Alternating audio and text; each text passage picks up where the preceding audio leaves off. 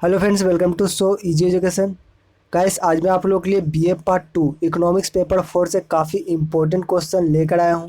Guys, जितने भी Munger university के स्टूडेंट हैं उन सभी के लिए काफ़ी इंपॉर्टेंट होने वाला है ये वीडियो, क्योंकि मुंगेर यूनिवर्सिटी का एग्ज़ाम इस बार ऑब्जेक्टिव में लिया जा रहा है। चाहे वो पार्ट 1 हो या पार्ट 2, उन सभी के लिए ये काफ़ी इंपॉर्टेंट हो जाता है कि ऑब्जेक्टिव लाएँ कहाँ से, क्योंकि बुक में जो ऑब्जेक्टिव है वो काफ़ी नहीं है। नाउ इस टाइम तक बुक अवेलेबल नहीं है मार्केट में। सो मैं क्या करने वाला हूँ, लॉन्ग क्वेश्चन को ही ऑब्जेक्टिव में कन्वर्ट करने वाला हूँ। तो आइए देखते हैं। तो क्वेश्चन क्या है, अधिकतम सामाजिक लाभ के सिद्धांतों की आलोचना करें।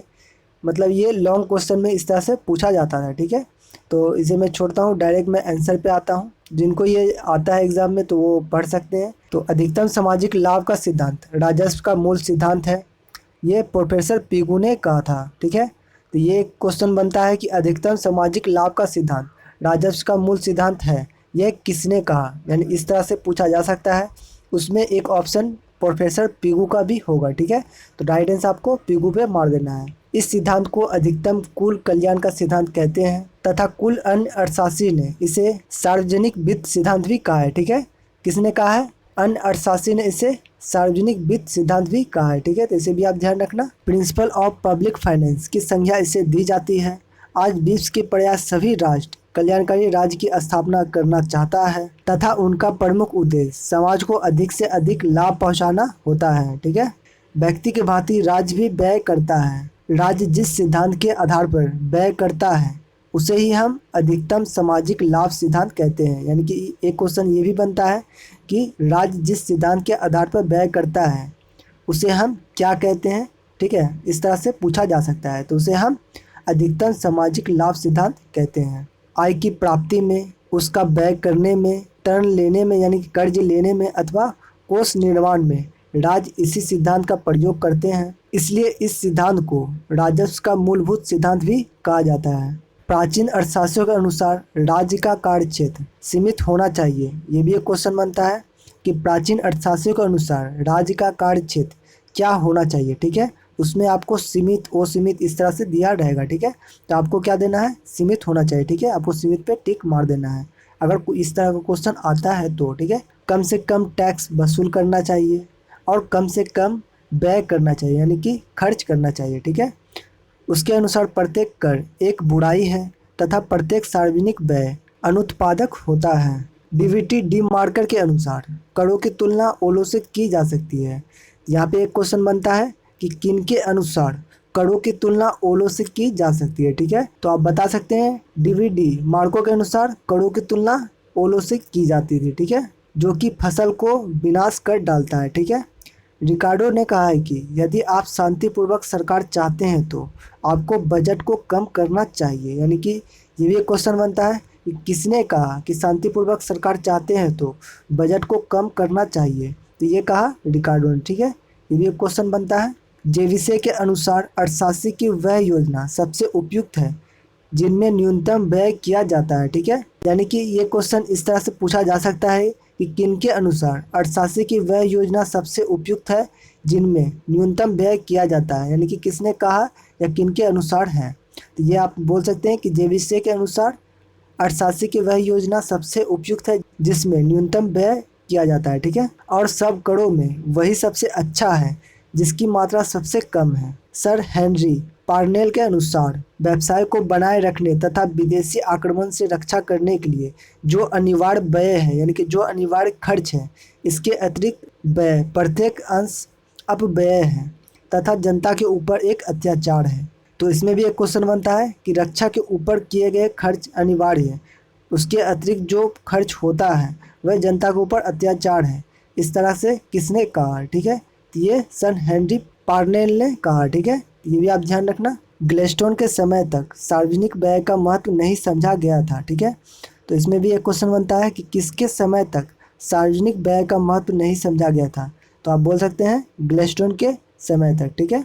ग्लेस्टोन ने जनता पर कम कर लगाना चाहा और लोगों की जेब में पैसा रहने देना चाहा। तो ये भी क्वेश्चन एक बन सकता है कि किसने कम कर लगाना चाहा और लोगों की जेब में पैसा रहने देना चाहा। तो ग्लेस्टोन ने, ठीक है। मानो पैसा वहाँ बच्चा देता हो प्राचीन अर्थशास्त्रियों का विचार दो गलत सिद्धांतों पर आधारित था।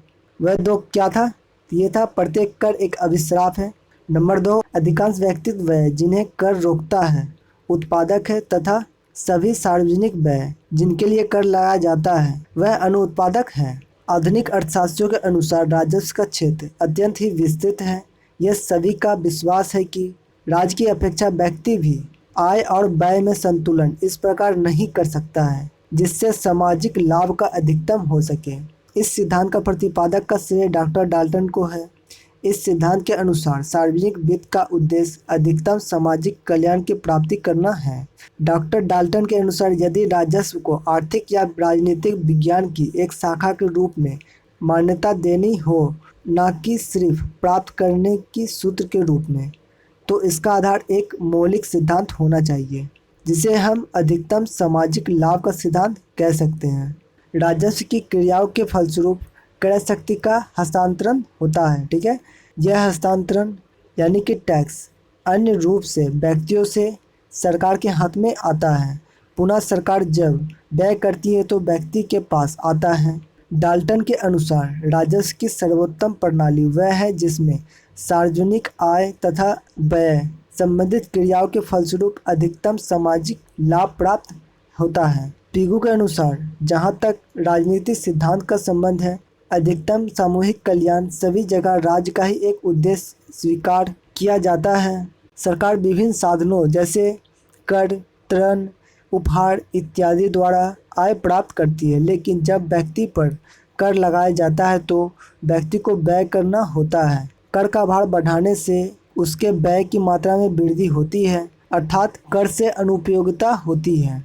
जब सरकार अपनी आय को सार्वजनिक कार्यों पर खर्च करती है तो इससे समाज को लाभ प्राप्त होता है। सरकार शिक्षा, चिकित्सा, सड़क सुरक्षा, प्रशासन आदि पर खर्च करती है। इससे व्यक्तियों या समाज को उपयोगिता प्राप्त होता है।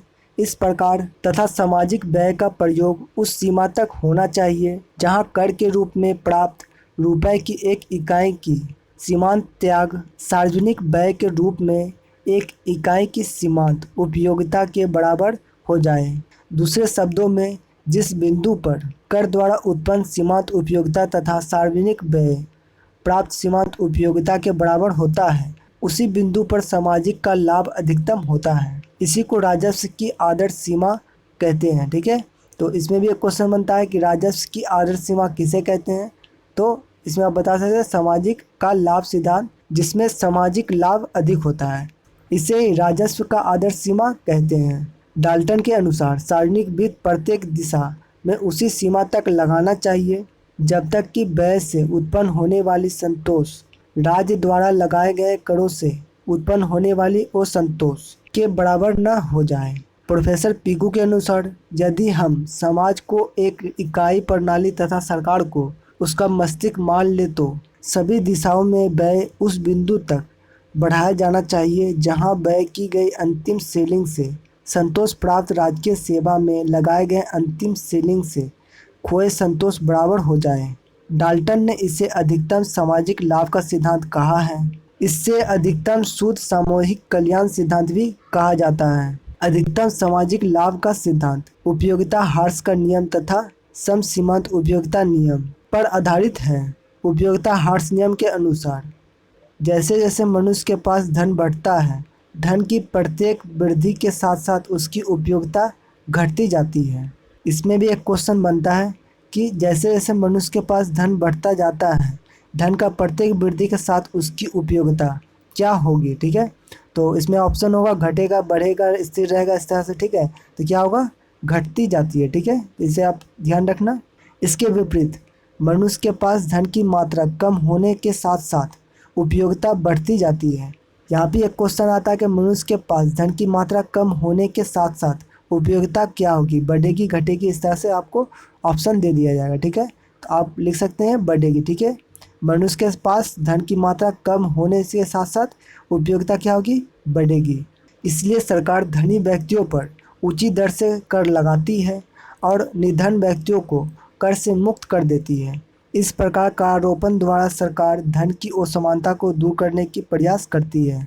सम सीमांत उपयोगिता के नियम के अनुसार व्यक्ति की तरह राज्य भी इस प्रकार व्यय करती है कि हर क्षेत्र में व्यय की अंतिम इकाई से प्राप्त उपयोगिता बराबर है। जैसे जैसे जनता पर कर की मात्रा बढ़ती जाती है, जनता के लिए प्रत्येक इकाई कर का भार बढ़ता जाता है। पुनः जनता के कल्याण पर किए गए प्रत्येक खर्च से प्राप्त उपयोगिता व्यय में उत्तरोत्तर वृद्धि के साथ साथ घटती जाती है। तो इसमें भी एक क्वेश्चन बनता है कि जनता के कल्याण पर किए गए खर्च से प्राप्त उपयोगिता व्यय में उत्तरोत्तर वृद्धि के साथ क्या होगी, तो घटेगी। ठीक है। इस प्रकार एक ऐसी बिंदु आता है जिस पर एक अतिरिक्त व्यय की इकाई से प्राप्त संतोष ठीक उस इकाई को कर के रूप में प्राप्त करने से उत्पन्न त्याग के बराबर होता है। सरकार के लिए राजस्व की क्रियाओं की आदर्श सीमा यही बिंदु है। इस बिंदु पर कर की सीमांत न्याय या अनुपयोगिता तथा व्यय से प्राप्त सीमांत उपयोगिता या लाभ एक दूसरे के बराबर हो जाते हैं तथा अधिकतम सामाजिक लाभ प्राप्त होता है। सीमांत अनुपयोगिता यानी MDU की रेखा ऊपर उठती हुई है। तो इसमें भी एक क्वेश्चन बनता है कि सीमांत अनुपयोगिता MDU की रेखा क्या होगी, ऊपर उठेगी, नीचे जाएगी, इस तरह से आपको ऑप्शन दिया जाएगा। ठीक है। तो उसमें आप मार सकते हैं कि ऊपर उठती हुई है। ठीक है। जो यह व्यक्त करती है कि जैसे जैसे कर की मात्रा बढ़ती है, करदाता के लिए सीमांत अनुपयोगिता बढ़ती जाती है।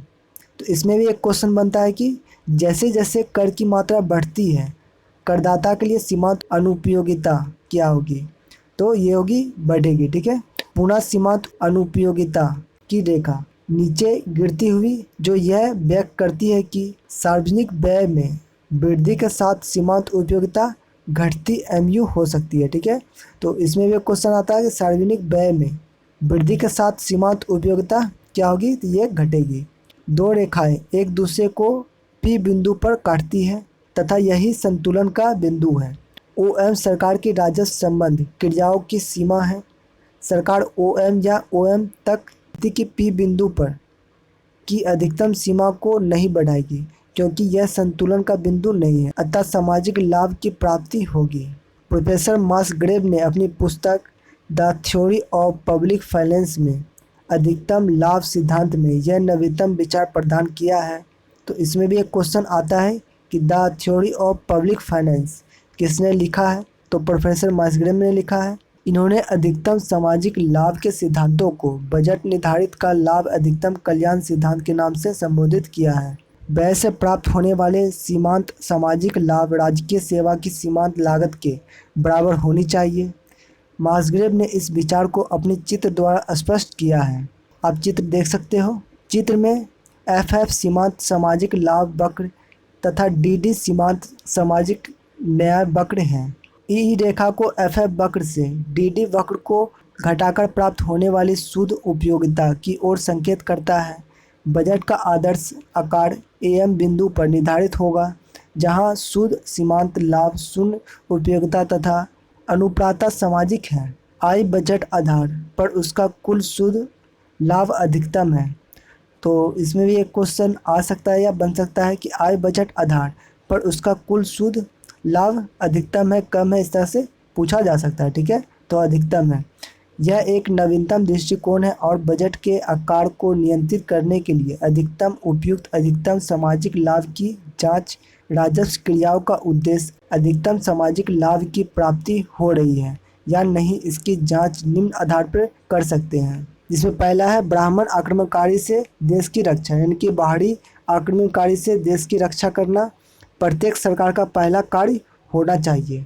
इसके लिए प्रतिरक्षा पर व्यय करना अनिवार्य है। इसे डाल्टन ने महत्वपूर्ण मापदंड माना है। नंबर 2 आंतरिक शांति एवं सुरक्षा अधिकतम सामाजिक लाभ की प्राप्ति के लिए आंतरिक शांति एवं सुरक्षा आवश्यक है जिससे कि लोग अमन चैन से रह सके। डाल्टन ने इसे मापदंड माना है। प्रोफेसर डाल्टन ने इसे अधिकतम सामाजिक लाभ के मापदंडों पर बल दिया है। नंबर 3 उत्पादन में वृद्धि। देश में उत्पादन में वृद्धि के लिए उत्पादन शक्ति में वृद्धि, उत्पादन के संगठन में सुधार तथा उत्पादन के ढांचे में परिवर्तन करना होगा। अधिक उत्पादन द्वारा ही बढ़ती हुई आवश्यकताओं की पूर्ति हो सकती है। नंबर 4 आय एवं संपत्ति समुचित वितरण का अधिकतम सामाजिक कल्याण के लिए आय एवं संपत्ति का समान वितरण करना अनिवार्य है, जिससे कि अधिकतम व्यक्ति को संतोष प्राप्त हो सके। नंबर 5, बेरोजगारी में कमी। आजकल राजस्व नीति का मुख्य उद्देश्य पूर्ण रोजगार प्राप्त करना माना जाता है। इससे उत्पादन आय में वृद्धि होगी तथा आय की असमानता भी कम होगी। अतः मौजूदा उत्पादन के साधनों के लिए रोजगार की व्यवस्था करना अनिवार्य है। बेरोजगारी किसी भी अर्थव्यवस्था के लिए एक अभिशाप है।